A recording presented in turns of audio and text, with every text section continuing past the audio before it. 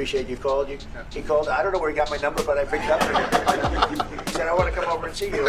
That was my honor. Thank you very much for being here. You're most welcome. Thank you very much. My friends that live there. I have a lot of friends. I mean, these are famous guys, but I have a lot of friends that live there that are tremendous people. And we'll be discussing that. We'll have a nice conversation. And I really appreciate that you guys came along. It really helps us in our thought process. But it is a great honor to have you, and I appreciate you called. He called. I don't know where he got my number, but I picked up.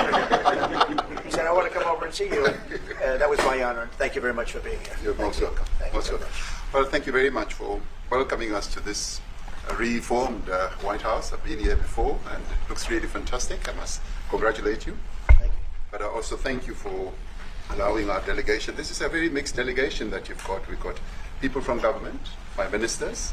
I've got someone from the trade union movement who we really collaborate with, and from business as well, and our sporting legends. When I spoke to you, you said, yes, come along and bring Gary Player, bring Annie Else, and Retief Person. I brought the two of them. Gary Player, I spoke to him, and he said, look, I'm getting rather on in my years, but wishes us luck in this discussion with you. So it's a real joy, and I'd also like to thank you for allowing your people to start discussions with us at the trade level. I mean, we are essentially here to reset the relationship between the United States and South Africa.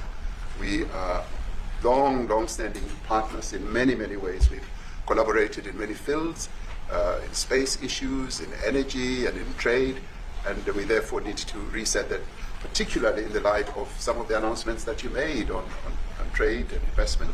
So we want to advance more trade between the two of us, two countries, and our people now have been empowered by yourself and by myself to start engaging, and we hope that we will be able to fuel that engagement during our talks.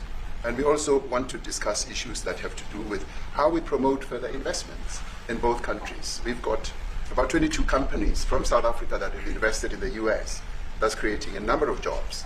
And similarly, you've got almost 600 companies that have invested in South Africa, and some of them have been in South Africa for more than 100 years. That's true. So our links are really long-lasting, and we would like to recalibrate those relations between our two countries and discuss a whole range of issues, geopolitical, the work that you're doing to bring peace around the world, in Ukraine and in the Middle East.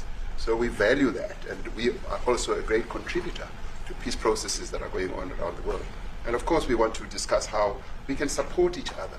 You are a much bigger economy than we are. We're just a tiny economy, but we rely on each other on a number of issues. We've got critical minerals that you want to fuel the growth of your own economy and reindustrialize.